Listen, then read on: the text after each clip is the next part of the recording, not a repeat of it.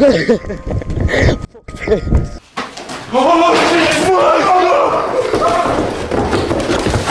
can definitely see us. Yeah, they can probably see us. Venturing into abandoned buildings alone can be terrifying. But what happens when you encounter someone or something you'd rather never meet? Like this first encounter. Uploaded by the YouTube channel Faden. It takes us to one of the most infamous locations in California, the Barton Mansion. The footage dates back to 2001, when two young men decided to explore the abandoned property, carrying only a flashlight and a camera as they made their way inside. From the very beginning, the atmosphere was overwhelming. The mansion's towering structure and endless corridors already carried a sense of dread, each step echoing against walls that had been left in silence for decades. Even so, the explorers pressed forward. At first, it was only the tension of the setting that weighed on them. The vast, empty building, the uncertainty of what might be hidden in the shadows. But nothing could have prepared them for the terrifying encounter that followed. Cover my back, all right?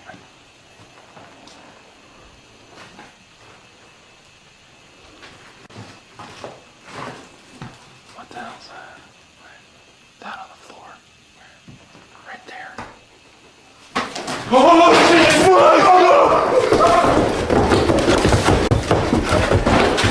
What they captured in that moment was so sudden, so unexpected, that the shock is almost tangible.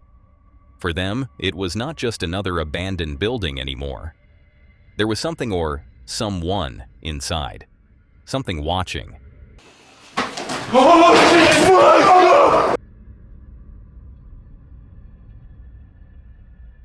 Stunned and unsure of what they had just witnessed, the two men quickly left.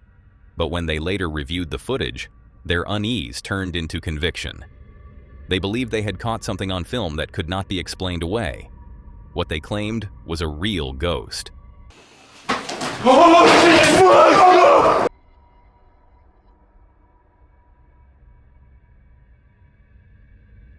The question, of course, still lingers.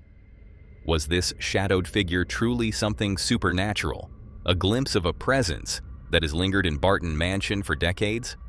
Or was it simply a trick of the light, a fleeting image that fear made into something more? One thing is beyond doubt. This encounter left an indelible mark on the two explorers, and for anyone who watches the footage, it is difficult to forget the chilling moment when the shadows of Barton Mansion seemed to come alive. And judging by the reaction of those who have seen it, many viewers remain convinced that this was no illusion at all. In the comments, countless people declared with certainty that the men had captured something otherworldly on camera, a ghostly figure caught in the act of revealing itself, proof that Barton Mansion is more than just an abandoned shell. And while Barton Mansion left many convinced that a real ghost had been caught on film, it wasn't the only location to stir unease. Another exploration tested the courage of two well-known urban explorers, Brian and Michael of the Proper People, as they returned to face a building that had already left its mark on them once before. The Proper People is a channel known for pushing further than most would dare, documenting forgotten places that carry unsettling histories. And in this video, Brian and Michael return to a location that has haunted them for years. The ruins of old Bryce Hospital, a segregated asylum on the outskirts of Tuscaloosa, Alabama. Their last visit ended abruptly after a disturbing encounter. Lights moving through the woods, shapes they couldn't explain. But tonight, they've come back determined not to be scared off so easily, and to finally test whether this hospital is truly haunted.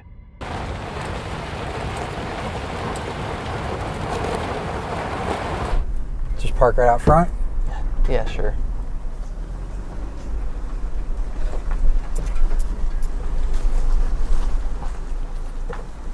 There's the front door.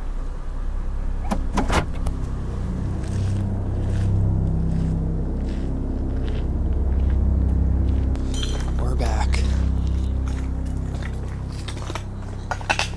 It somehow seems more destroyed than it was last time. Somehow. You think Like, there... you don't think it can get any worse. Yeah, you think it couldn't get worse, but... Oh, I just saw a rat. Okay. Rat just crawled across. Is it a spooky rat? Tell you what, though, this place is creepy. The night begins along a narrow path leading into the complex. Their flashlights sweep over collapsed walls and fractured windows, fragments of a structure that once confined the vulnerable. Their instinct is the same now as it was then: retreat to safety.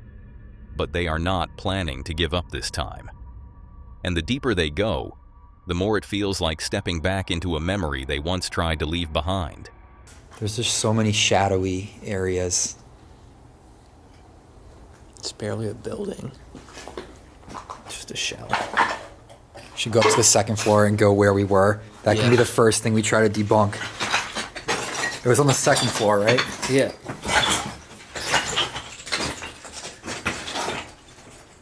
This place is hardly a building anymore.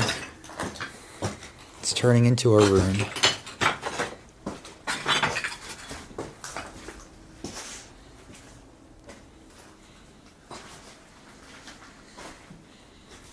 Searching for the exact spot of their earlier encounter, Brian and Michael try to retrace the steps of that night. But time and overgrowth have transformed everything. Windows once used as reference points are now blocked by trees, corridors erased by decay. The uncertainty only feeds the unease, making every corner feel like a place where something could be watching. It was this window, wasn't it? Or was it a little bit I past? think it was past. Could have been any of these windows. Yeah, it could have been. I don't really remember. I don't remember seeing a bathtub. No. So I actually think it was this window right here.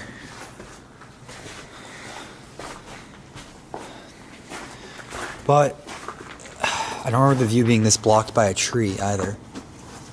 It was winter. It was winter. Trees could have been less green. Maybe we should look out the other window. That was more this way. It might have been this window right here. No, it wasn't.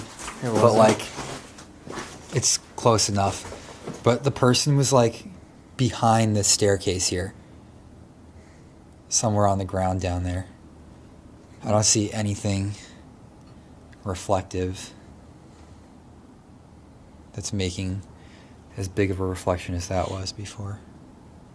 Now that they have returned to the very spot where things went wrong before, Brian and Michael are determined to finally do what they couldn't last time: test whether this place is truly as haunted as it is rumored to be. But once again, the night would not unfold the way they had hoped.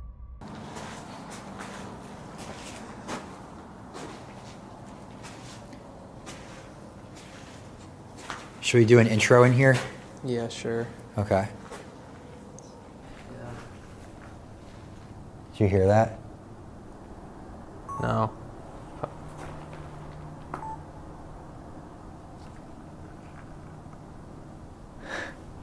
That sounded like it was something in the building that way.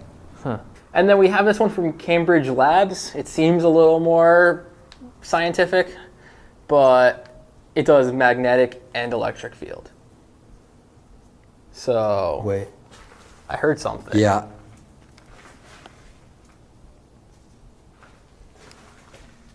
It's an animal. Oh yeah, there it is. It's a big rat. Holy shit. Oh. Too bad our EMF detectors do not alert us for rats. Oh, it's like two of them. Maybe they do. Maybe they do. Oh, they're going in these pipes. If a rat drops on my head while we're in here, that's going to be terrifying. These are spooky rats. In one of the larger rooms, they pause to begin their investigation. The devices hum softly, meters tracking for fluctuations, detectors measuring for shifts. Yet so far, the only signs of life have been the scurry of rats in the walls. Until, without warning, a different kind of presence intrudes.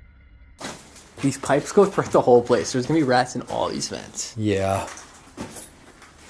Oh, just saw one run across here at the corner of my eye.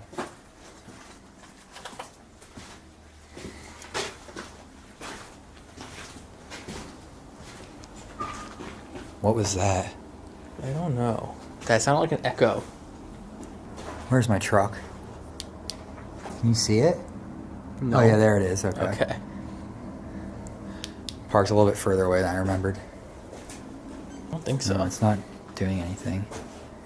My eyes just have a bunch of the light panel patterns baked into them. Yeah. There's a car coming. Really? Yeah, turn the light off. Light off, light off. Is They it a turn their cop? headlights off. Is it a cop? I don't know.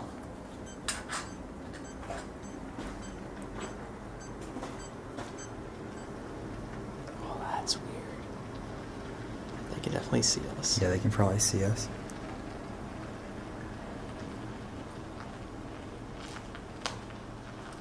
Headlights sweep across the building, harsh and intrusive, cutting through the fragile darkness. For a moment, the two hesitate, unsure of what to do next, uncertain if they've just been pulled into a situation that could turn dangerous. Are they explorers like themselves, or something else entirely? Out here, in a forgotten hospital far from town, there is no guarantee of safety. In moments like this, the real threat doesn't have to be paranormal. It is the vulnerability of being exposed in the middle of the night, in a place not meant for anyone to be. Well, we should probably go down and talk to them. It's not a cop. No. Let's go talk to them, I guess. We have to. We can't just like keep going with them right next to my car. Hey! Hey. What's up? Y'all guys seen any ghosts? Not yet. Fuck yeah. How many of you are there? Just two of us? Word. I'll just make sure it wasn't no cop. Okay.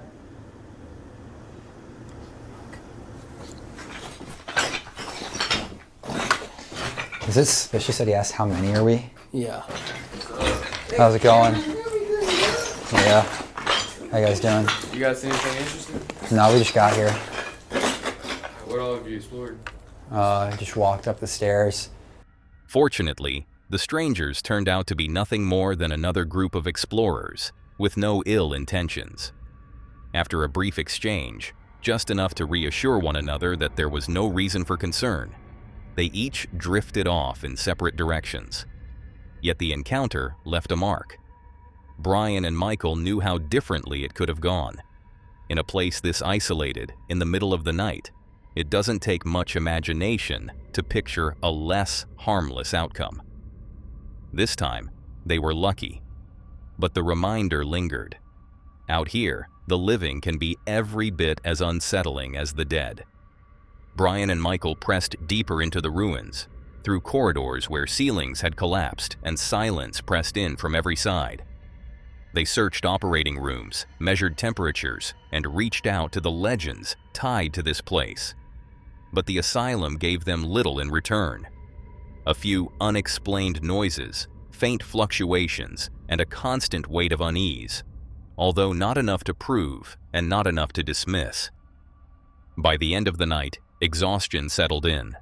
There were no dramatic encounters, no definitive answers, only the feeling of being watched in a building that seemed to breathe with its own memory. And perhaps that was the point. Old Bryce remained what it had always been, a ruin steeped in pain and silence, where belief fills the gaps left by absence. In the end, the most haunting places are not the ones that show you everything, but the ones that leave you wondering what stayed hidden in the dark. Brian and Michael left old Bryce with nothing more than unease and unanswered doubts. But not all abandoned places hold their secrets in silence.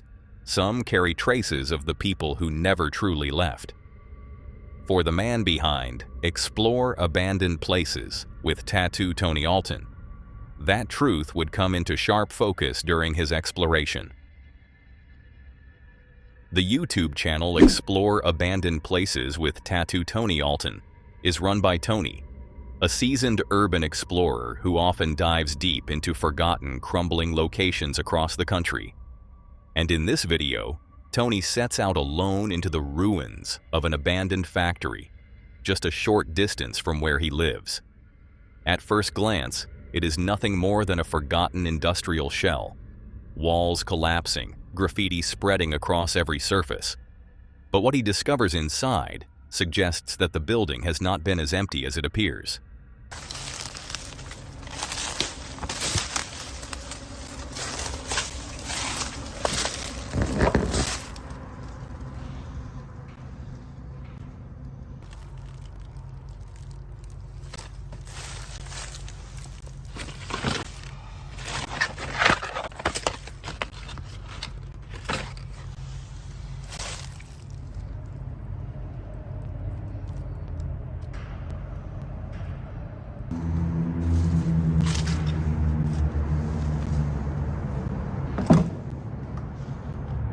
Almost wouldn't be half surprised if homeless people are living here. Right, they are. There's a bed right there. As Tony steps deeper into the structure, the scale of the factory comes into focus. Vast open floors stretch ahead, littered with debris, their silence broken only by the creak of shifting metal. But the stillness does not last long. There is a sign that someone, or perhaps several people, have been living here, or still are. The discovery casts a shadow over the exploration. Abandoned buildings can be eerie enough on their own, but the knowledge that they may be occupied makes every sound, every movement in the dark, feel dangerous. I'm getting a little creeped out. There's a lot of noises. There's probably just wind down this old building. Looks like some of the graffiti artists from St. Louis have come over here to where I live and spray painted and done some stuff in here. There's a chemical smell over here.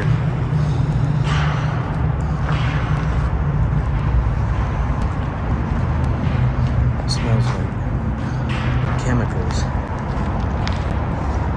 There's a soda can, a plunger. Let's go over this office area. Hopefully we don't run into any creepy crawlies over here. The air inside is damp and heavy, carrying the sharp smell of chemicals. Water spreads across the floor in shallow pools, reflecting the light from his camera in uneasy fragments. Rusted machinery and scattered industrial supplies line the edges of the room, reminders of the factory's past. But mixed with them are stranger items. Clothing, personal effects, even food that looks recently left behind. Each object builds a picture not of abandonment, but of quiet habitation. There's another room. Oh my God. Man. I'm glad these people aren't here. Hold on. Let me see if I can show you.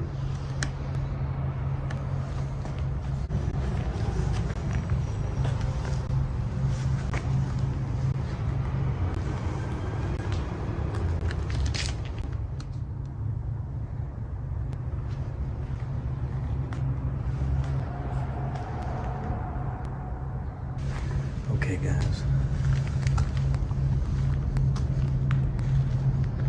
I heard some noise in here.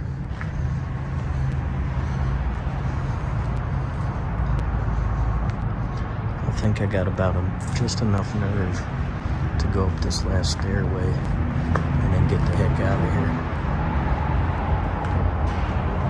here.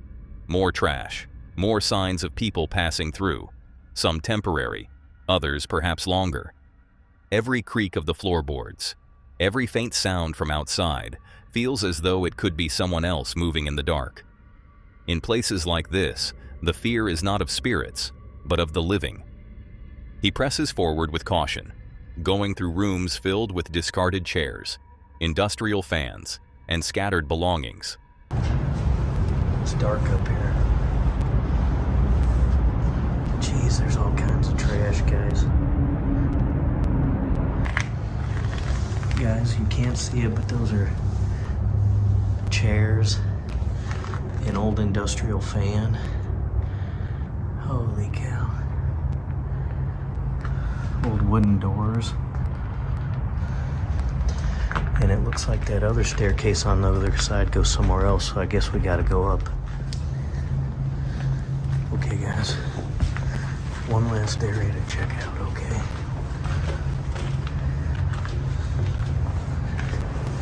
Let's hope we make it out of here alive.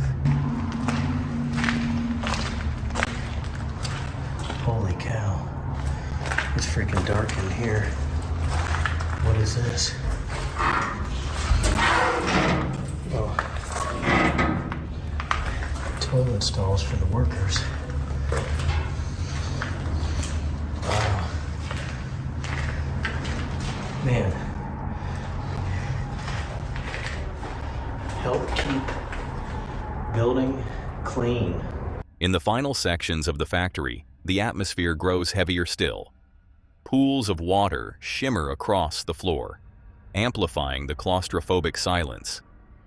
And feeling he has seen enough, Tony makes his way toward the exit, unaware that just ahead lies the most unsettling discovery of his exploration. Alright guys, we're on our way out. Let's see.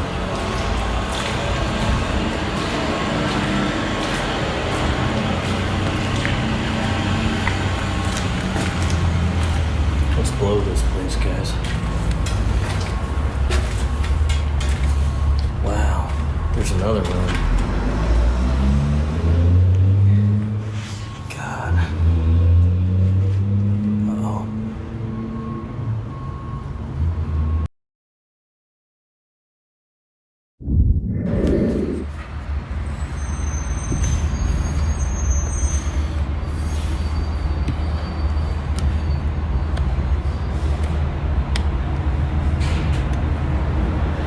Alright guys, I gotta be honest. Hey! Hey, how you doing? Good, how are you? Good, man. How's your day going? Huh? How you doing? What are you doing? Not bad, just looking around.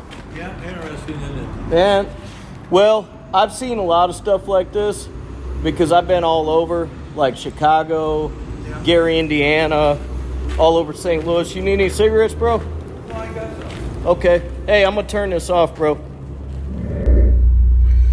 Okay, guys, so I didn't film the whole thing because I wanted to be respectful. And then, the moment of confirmation. He encountered them, several homeless men emerging from deeper within the factory. The exchange was brief and cautious, but the impact was immediate. The suspicion that had followed him from the beginning is now real. He was never alone here. The building, forgotten by its owners, has found a new, desperate purpose as shelter. In the end, Tony leaves the factory unsettled, but unharmed.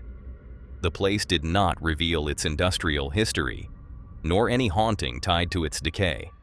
Instead, it told a different story, one of survival in forgotten corners of lives lived quietly in the shadows.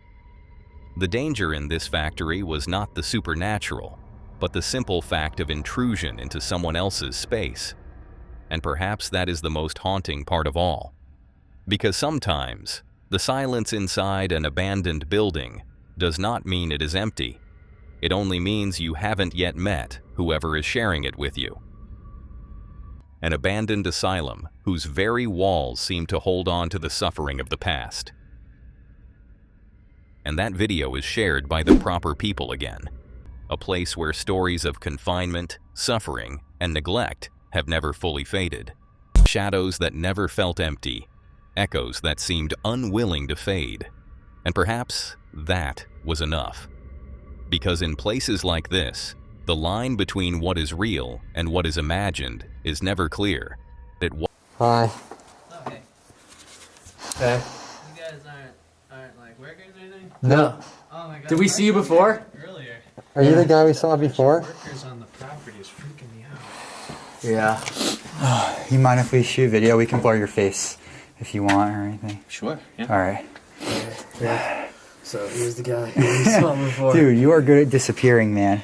Gotta Holy be sometimes, shit. Did you right? like sprint down the tunnel? Yeah, I went or right down the something? tunnel, hidden in the debris, and Oh my gosh. I'm a squirrely motherfucker. Yeah, honestly. dude, like from the time I saw you, the time I went over there to look, Yeah. I was like, where could this guy have gone that fast? Their unease builds until the moment of revelation. Not a ghost, not a threat, but another explorer. Like them, he's there to document the silence and decay. Relief floods in quickly, washing away the tension that had been steadily mounting. The stranger is easygoing, and after a short exchange, the three decide to continue together. From that point forward, the atmosphere shifts. The heavy silence feels less oppressive, the strange noises fade, and the building becomes what it truly is. A relic of another time, crumbling quietly into ruin. For Brian and Michael, the experience is a reminder that fear doesn't always point to danger. In abandoned places where shadows stretch and echoes distort every sound, it's easy for the mind to run wild. But more often than not, the truth is far less sinister. It's just another person drawn by the same curiosity. Still, they won't soon forget the adrenaline of those moments. And on future explorations, they'll keep their guard just a little higher, never fully certain what or who they might run into next. Where Brian and Michael's fears eventually gave way to relief, this next story takes a darker turn.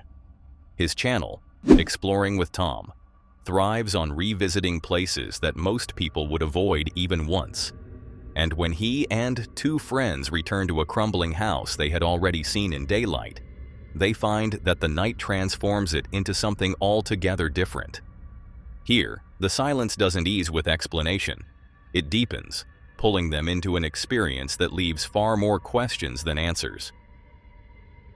Joined by two friends, Tom heads back into the shell of an abandoned house, one they had already explored during the day, but this time it is different. Midnight has fallen, and the same walls they had walked through before now carry a weight that feels impossible to ignore. Their goal is simple: to last the night inside. But as the hours pass, it becomes clear that silence and darkness can unravel courage faster than anything else. The guys were in the back of the garden, we're in the garden, and this is such a different story at night time. Right, so guys, I'm going in first, and I'm literally the bravest right now because the first one in is always got to be brave.